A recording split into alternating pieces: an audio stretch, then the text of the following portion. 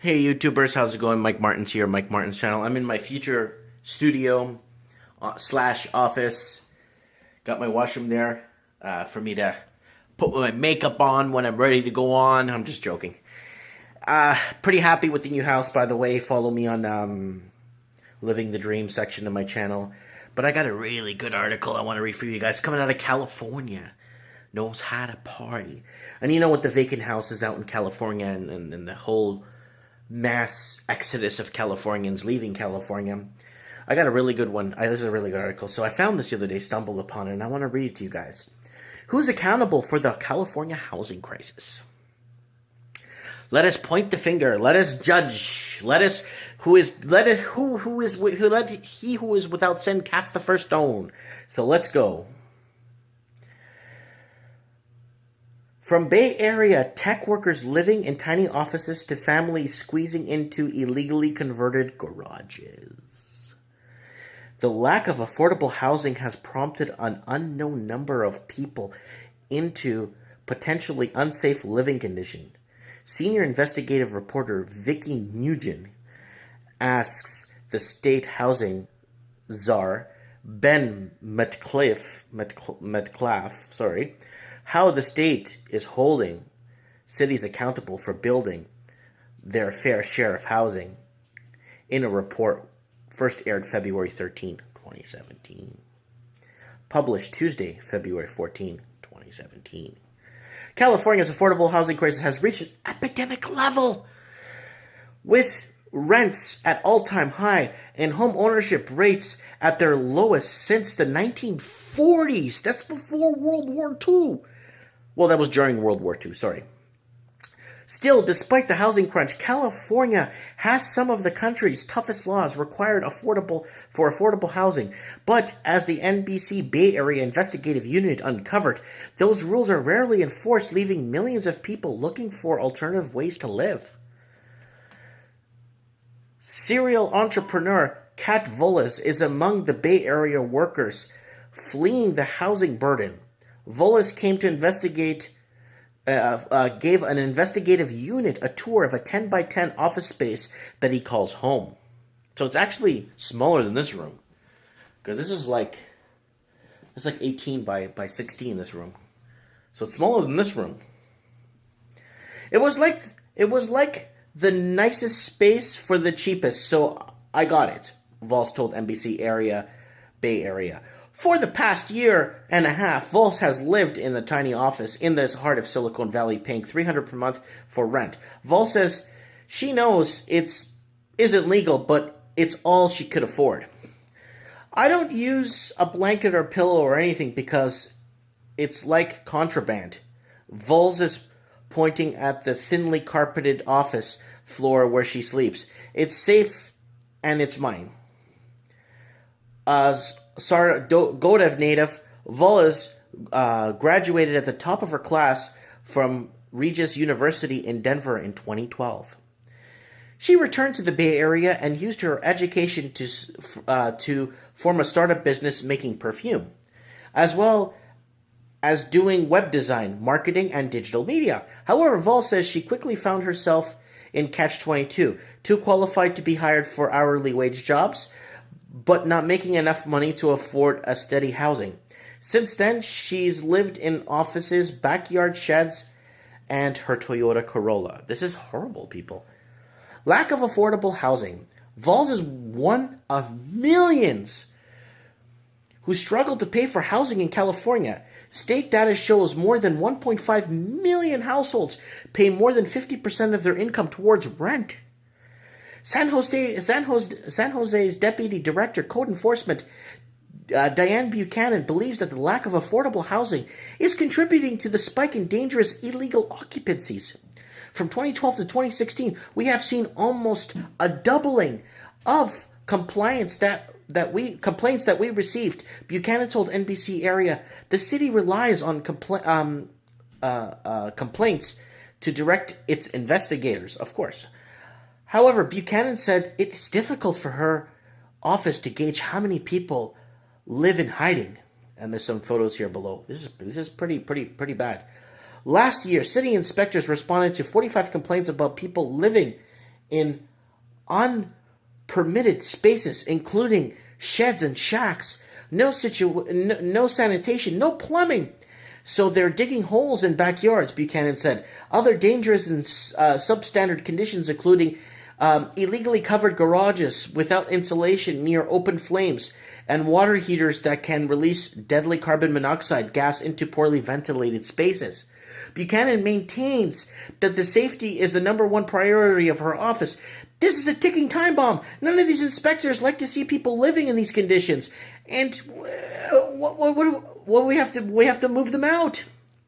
This is pretty tough. I mean, if you're working for this agency and you got to go around and you got to start moving people out of their places, I'd be pretty choked too. Like if that was my job, I'd be very emotional. I don't think I could handle that job.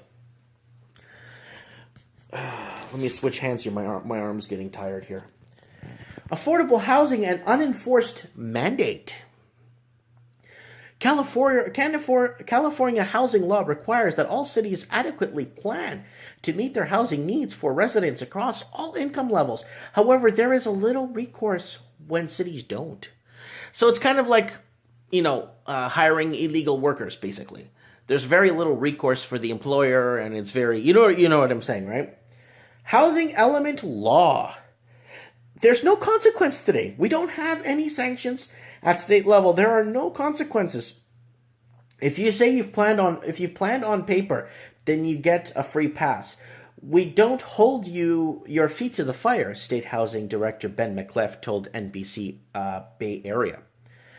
McClellan runs the Department of Housing and Community Development. The agency is in charge of making sure cities provide affordable housing by assigning each region a specific number of housing units that they must build over a course of 8 years, and the process is called Regional Housing Need Allocation.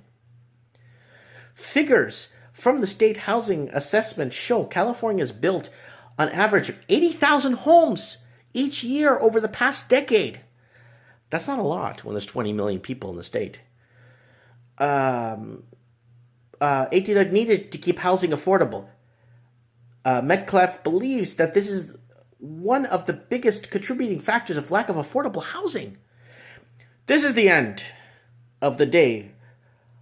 A solvable problem, Metcalf said. The fact is, housing is so expensive today is a consequence of decisions that have been made at the local and state level, and those decisions that have been made can get revisited and they can be changed. Regional Housing Need Allocation 2007 to 2014. While we hold them accountable to plan for the growth, we don't hold them accountable to see if growth actually happens, Micklef said. However, his agency is working to change that through incentives that could potentially encourage cities to approve affordable housing projects, such as linking funding for city parks and the amount of housing built in the city. So, and it goes on to saying, according to the most recent homeless survey, at any given night, some 118,000 people experience homelessness in California. But things are improving for Cat. Boy, I hope God hears them, man. I hope God really hears what they're saying. I hope things are really improving. But things are, but who says she has now saved enough to sign a lease for an apartment? Well, my prayers are with you, Kat. I really hope, God hears you, and I hope things really, really improve for you. I mean, I really do. Because the amount of people that are struggling, it's beyond, living the California dream, going down to LA. When I was a kid back in the 80s, everyone wanted to be an actor. I wanted to be an actor.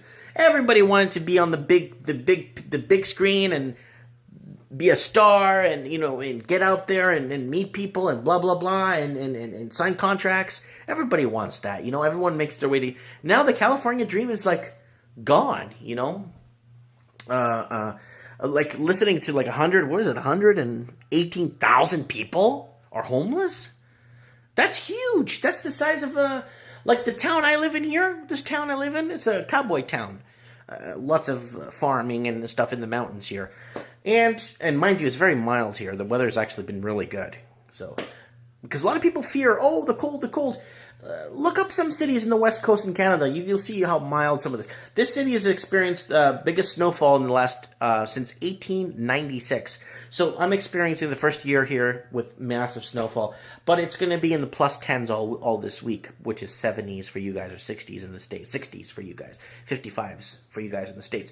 But it's going to be great. I'm really excited to have a good introduction to spring. But this whole California situation has really got me thinking. I mean, first world problems are becoming big problems now. I mean, people are saying, "Oh, I bought this earring, it doesn't fit." That's a first world problem. A third world problem is, "Oh, I haven't eaten in 3 days. What am I going to do?" Now, first world problems are starting to merge into second world and third world problems, and this is not supposed to be happening. You know what I'm saying? This is supposed to be, but like a lot of people say and conspiracy theorists say, it's by design. Government is basically setting up its people for failure. I could see that angle, but then I could see government making millions and billions off collecting taxes from people that have good jobs, right? So, I don't know if there's a balance there. Let me know what you guys think. Is it yes, yay, or nay, or what you guys feel about that? But I really wanted to touch base with you guys, and kind of neighbors waving at me from walking outside. I don't know how he sees me in here. But anyways, let me know what you guys think. Comment below. Watch some of my older housing videos, housing crisis videos. I got some pretty good ones out there. Some pretty good topics, things that are going on. Thanks for watching. I appreciate it. It means a lot to me when you comment below, and I try to reply to everybody's comment if I can. And keeping the comments relevant to the topic, it's important, right? To keep a good conversation going. Thanks for watching, guys, and have a good one.